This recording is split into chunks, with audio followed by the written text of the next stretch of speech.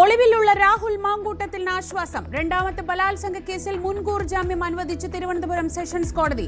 അന്വേഷണവുമായി സഹകരിക്കണം, എല്ലാ ആഴ്ചയും ഹാജരാകണം. അപ്പീലുമായി പ്രോസിക്യൂഷൻ ഹൈക്കോടതിയിലേക്ക്. രാഹുൽ ഈശ്വർ നാളെ ഉച്ചവരെ പോലീസ് കസ്റ്റഡിയിൽ.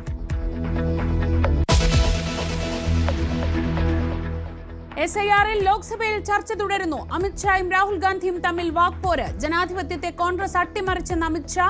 സോണിയാഗാന്ധിക്കെതിരായ പരാമർശത്തിൽ പ്രതിഷേധം. എന്ത് പറയണമെന്ന് താൻ തീരുമാനിക്കുമെന്ന് അമിത്ഷാ.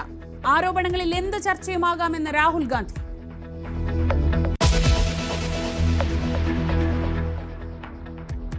വീർ സവർക്കർ അവാർഡ് വിവാദത്തിൽ കോൺഗ്രസിന് താൽക്കാലിക ആശ്വാസം. HRDS award സ്വീകരിക്കില്ലെന്ന് Tharoor.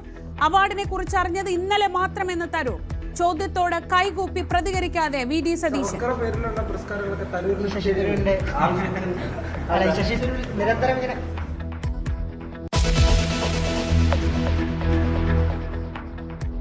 VC നിയമനത്തിൽ ഗവർണർ ഇടഞ്ഞു തന്നെ. സർക്കാരിന്റെ അനുനയ നീക്കം പാളി.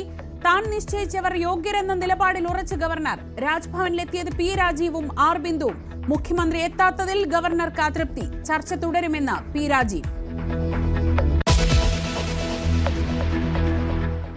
വടക്കൻ കേരളം നാളെ പോളിംഗ് ബൂത്തിലേക്ക്. തദ്ദേശ തെരഞ്ഞെടുപ്പിന്റെ രണ്ടാം ഘട്ടം നാളെ. 604 തദ്ദേശ സ്ഥാപനങ്ങളിലെ 12,391 വാർഡുകളിൽ വിധിയെഴുത്ത്. ഒന്നാം ഘട്ടത്തിന്റെ കണക്കുകൾ കൂട്ടിയും കിഴിച്ചും മുന്നണികൾ.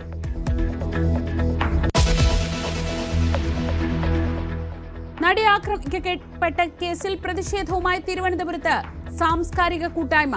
നിലപാട് മാറ്റിയെങ്കിലും അടൂർ പ്രകാശിന്റെ പരാമർശം വിടാതെ CPM.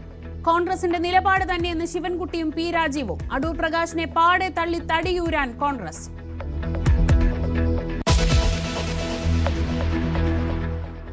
മലയാറ്റൂരിലെ 19-കാരിയുടെ മരണം കൊലപാതകം. ആൺ സുഹൃത്ത് അറസ്റ്റിൽ. സംശയത്തെ തുടർന്നുള്ള തർക്കത്തിൽ തലക്കടിച്ചെന്ന പ്രതിയാലൻ. കൊലപാതകം മദ്യലഹരിയിൽ. തലയിൽ കല്ലുകൊണ്ട് മർദ്ദിച്ച പാടുകൾ.